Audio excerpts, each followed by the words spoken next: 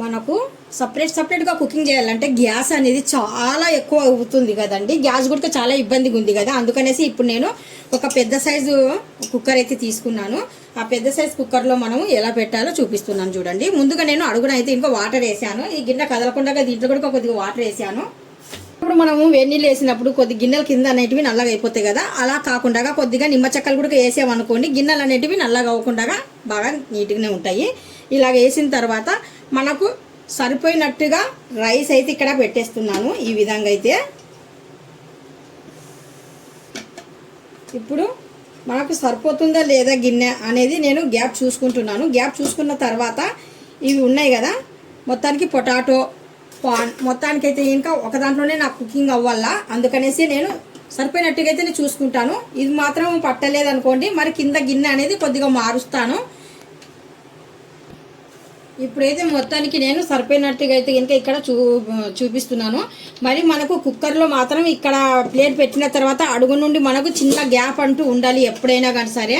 అంటే ఆవిరి అనేది కింది నుండి పై వరకు వెళ్ళినట్టుగా ఉండాలి, అలాగే మనం చూసుకోవాలి. మరి ఫుల్గా కవర్ చేసామనుకోండి, ఇక్కడ మీరు చిన్నగా చూస్తే కనుక ప్లేట్కి కుక్కర్కి ఇక్కడ గ్యాప్ ఉంది చూడండి, చుట్టూగా అలాగే ఉంది గ్యాప్.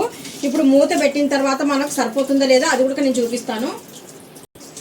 ఇక్కడ మనం క్యారెట్ పొటాటో పైనుండి వచ్చేసి కార్న్ పెట్టుకున్నాం కదా, అందుకనేసి కొద్దిగా సాల్ట్ అయితే ఇంకా వేస్తున్నాను. ఫాస్ట్గా కూడా కుకింగ్ అవుతుంది, పై నుండి వచ్చేసి మనకు టేస్ట్ కూడా బాగుంటుంది. ఇప్పుడు ఈ విధంగా చూసుకొని నేను గ్యాప్ చూసుకొని దీనికి కొద్దిగా గ్యాప్ అనేది ఉండాలి. మరి అంటుకున్నట్టుగా అయితే ఇంకా ఉండొద్దు, ఎందుకంటే ఆవిరి ఆడక మన కుక్కర్లు కూడా కొద్దిగా అంటే డ్యామేజ్ అవుతాయి. అలా కాకుండా మనం ఇలా పెట్టిన తర్వాత దీనికి చిన్న ఇంత గ్యాప్ అన్న ఉండాలి, ఎందుకంటే ఇక్కడ గాలి అనేది పోవాలి కదా, అది కూడా చూసుకోవాలన్నమాట. ఇది కూడా జాగ్రత్తగా మనం పాటించాలి. ఇప్పుడైతే ఇంకా మొత్తానికైతే ఇంకా కవర్ చేసేద్దాం. కరెక్ట్గా అయితే సరిపోయిందండి. మనకు మూత బాగా ఎత్తుగా ఉంది కదా, ఇలా పెట్టినప్పుడు కూడా మనకు తగిలినట్టుగా అది ఏదన్నా అనిపించింది అనుకోండి ఓపెన్ పెట్టకండి అలాగా, ఎందుకంటే ఎప్పుడైనా కానీ సరే మనకు ఫుల్గా అంటే ఆవిరి అంటే ఇంకా ఆవిరి అనేది ఇందులో నుండి వచ్చినట్టుగా ఉండాలా. కుక్కర్లు కూడా చాలా డేంజరు, చాలా జాగ్రత్తగా కుకింగ్ చేసుకోవాలి ఎప్పుడైనా కానీ సరే.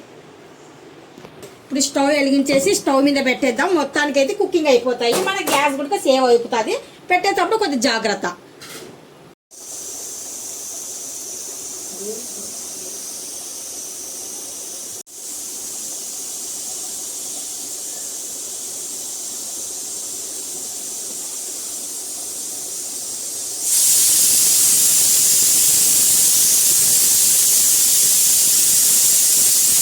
మొత్తానికి 4 విజిల్ వచ్చేంత వరకు మనం వెయిట్ చేసామండి. 4 విజిల్ అయిపోయిన తర్వాత చూద్దాము.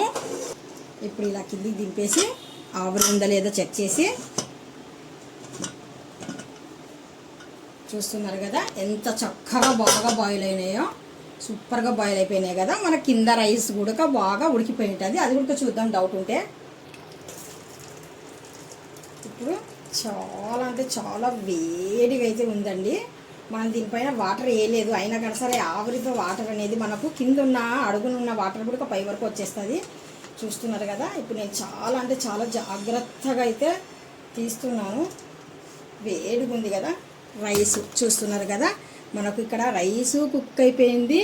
ఇక్కడ ఇవి కూడా మనకు చూపిస్తాను చాకుతో లేదంటే స్పూన్తో. చాకు అయితే మీకు ఇంకా అంటే తేజ్గా ఉంటుంది కదా, అందుకనేసి ఆ చాకు కదా అనుకుంటారు మీరు. స్పూన్తో అయితే దీనికి చూడండి ఇంత చక్కగా చూస్తున్నారు కదా, ఇంత చక్కగా బాయిల్ అయిపోయింది. కార్న్ కూడా సేమ్ అంతే, మన క్యారెట్ ముక్కలు కూడా సేమ్ అంతే. ఇలాగైతే ఇంకా మన గ్యాస్ చూస్తున్నారు కదా, చూడండి ఎంత చక్కగా ఉడికిపోయినాయో. ఇలాగ సేవ్ చేసుకోండి, గ్యాస్ అనేది చాలా పొదుపు వచ్చేస్తుంది. ఒకటేసారి పప్పు అన్నం కూడా పెట్టుకోవచ్చు, కాయగూరలు కూడా పెట్టుకోవచ్చు, మన ఇష్టమే. ఇప్పుడు మనకు ఇంకా రైస్ అనేది వేడిగా ఉండాలనుకుంటే ఇంకా మనం కవర్ చేసి పెట్టామనుకోండి 1 గంట పాటు ఇంకా అలాగే వేడి కూడా ఉంటుంది, చాలా బాగుంటుంది.